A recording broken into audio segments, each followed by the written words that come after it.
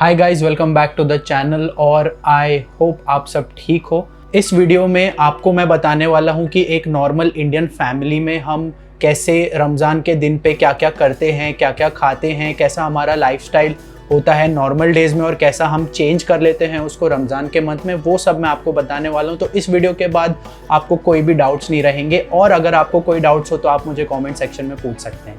मैं आपको basic term समझा देता हूं। रमज़ान के वक्त जो होते हैं, जो सुबह को हम खाना खाते हैं उसे सहरी कहते हैं और सहरी जो है लोग नॉर्मली 4 से 4:30 के बीच में खाते हैं।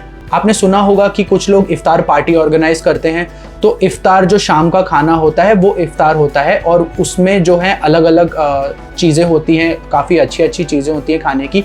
सुबह को जो हम खाना खाते हैं वो काफ़ी मिनिमल होता है ताकि पूरे दिन हमें अनईजी फील ना हो। तो जो हम खाएंगे सुबह और नॉर्मली हम खाते हैं वो मैं आपको सुबह उठ के बताऊंगा। मम्मी नॉर्मली सुबह जल्दी उठ के 3 या 3:30 बजे उठ के खाना प्रिपेयर करती हैं और हम सब जो हैं उठ जाते हैं अराउंड 4 सवा 4 के बीच में। तो मम्मी उठा देती हैं आके और जब सब प्रिपेयर हो जाता है तो हमें आके सिर्फ खाना होता है। अभी हम सब उठ चुके हैं और सुबह के 4 बज रहे हैं, तो हम अभी सहरी खाने वाले हैं जैसा कि मैंने आपको रात को बताया था।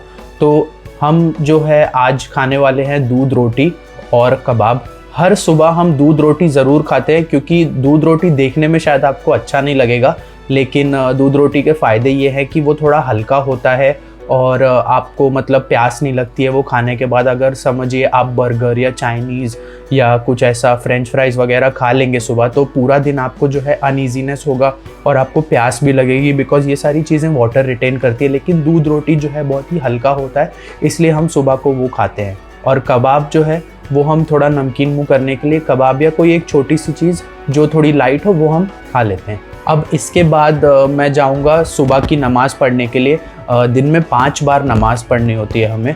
अभी दोपहर का वक्त हो रहा है और मैं अपने हॉल में बैठा हूँ और अभी वर्क फ्रॉम होम का जो है माहौल चालू है, तो आप देख सकते हो मैं लैपटॉप के साथ यहाँ बैठ के काम कर रहा हूँ आराम से। कोविड की वजह से हम ऑफिस नहीं जा पाते हैं, वर्क फ्रॉम होम है तो उसमें काफ़ी सहूलियत हो जाती है। वरना नॉर्मली जो रमज़ान के टाइम पे हम काम पे जाते हैं या कॉलेज जाते हैं तो हमें जाना पड़ता है, तो उसमें प्यास लगती है या हम देखते हैं बाहर जाके खाना वाना मिलता है, लोग स्ट्रीट पे खा रहे हैं, तो वो एक थोड़ा मतलब उस चीज़ों से हम दूर हैं अभी। तो ये वर्क फ्रॉम होम में एक फ़ायदा ये है। एक सबसे बड़ा क्वेश्चन ये होता है कि हम रमज़ान में रोज़ा क्यों रखते हैं, ये मंथ क्यों है मतलब हमारे रिलीजन में। तो एक्चुअली ये एक होली मंथ है हमारे लिए और ये हम इसलिए करते हैं क्योंकि मतलब people they bring themselves closer to God. हम ये महीने में नमाज़ पढ़ते हैं और मतलब हम अपने आप को इतना डिवोट करते हैं, इतना डेडिकेशन से हम प्रे करते हैं एंड कुरान पढ़ते हैं। ये सारी चीज़ें हम जो है प्रैक्टिस करते हैं ये एक महीने में। वैसे तो हमेशा ही करना चाहिए, बट ये एक महीने में एकदम स्ट्रिक्टली मतलब हम दुनिया की सारी मोह माया या बाकी सारी चीज़ें छोड़ के हम खाली इबादत में लगते हैं। इबादत का मतलब है डिवोशन टूवर्ड्स द गॉड। अब पिछले साल और इस साल तो कोविड की वजह से काफ़ी सारी चीज़ें हो नहीं पा रही हैं, लेकिन रमज़ान के महीने में जो है एक स्पेशल नमाज हम पढ़ते हैं जिसको तरावी कहते हैं। हर साल अराउंड आप मतलब समझ लीजिए इशा की जो नमाज़ होती है लास्ट नमाज, उसके बाद तरावी की नमाज़ पढ़ी जाती है। तो इस साल तो वो पॉसिबल नहीं है, बट लोग फिर भी इस घर पे पढ़ते हैं और कैसे भी करके लोग अभी हम घर पे ही नमाज़ पढ़ते हैं। अब सवाल ये होता है कि कौन कौन रोज़ा रख सकता है, कौन कौन फास्ट कर सकता है। तो जो भी अडल्ट हैं, एक सर्टन एज के बाद आप अडल्ट हो जाते हो तो आपके लिए रोज़ा रखना कंपलसरी हो जाता है। बट आप छोटे बच्चे हो या स्कूल में हो तो इट्स फाइन, मतलब आप अपने छोटी उम्र में नहीं रखोगे तो कोई बात नहीं। बट हाँ, रखते हैं, बच्चे भी रखते हैं आजकल एंड काफ़ी। हम भी छोटे थे तो हम भी रखते थे, not all of them but हम थोड़ा थोड़ा रखते थे वीकेंड्स वगैरह पे।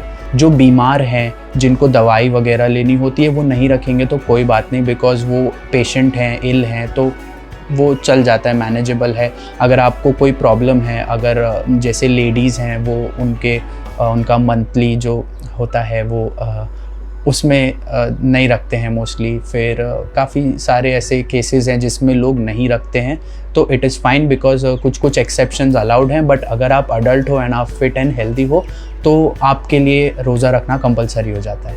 Since this channel is about food, तो फूड का जो मार्केट होता है वो बहुत ही अच्छा होता है। और आपको मुंबई में या कहीं पे भी जो मुस्लिम पॉपुलेटेड एरियाज़ होते हैं वहाँ पे आपको बहुत मिलेगा। जैसे आपको चिकन और मालपुआ, रबड़ी और जलेबी और एकदम अच्छी अच्छी कुछ स्पेशल आइटम्स होते हैं जो रमज़ान में मिलते हैं, वो सारी चीज़ें आपको मिलेंगी हर जगह। आपको फेमस मोहम्मद अली रोड पता ही होगा। ऑफकोर्स अनफॉर्चुनेटली इस साल वो बंद है, बट नेक्स्ट टाइम अगर कभी भी मौका मिला तो मैं आपको वो जगह भी दिखा दूंगा। तो अभी टाइम अराउंड 3:30 बज रहे हैं और मैं अपना काम वापस रिज्यूम कर लेता हूँ, और शाम को जो भी बनेगा घर पे वो मैं आपको बताऊंगा। तो मैं मिलता हूँ आपको शाम को।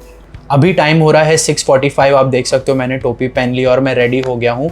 मैं किचन में जाके आपको दिखाऊंगा कि क्या क्या बन रहा है आज इफ्तार में, और फिर मैं आपको मिलूंगा इफ्तार के बाद।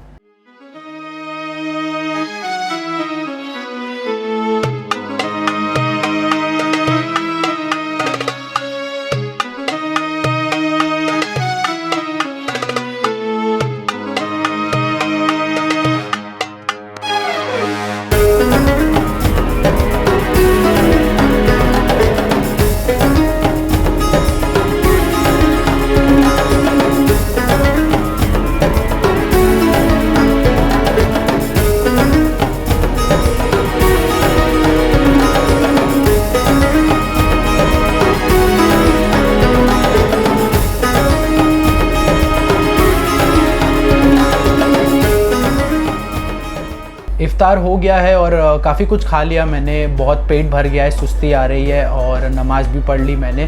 तो अभी थोड़ी देर में आराम करूँगा।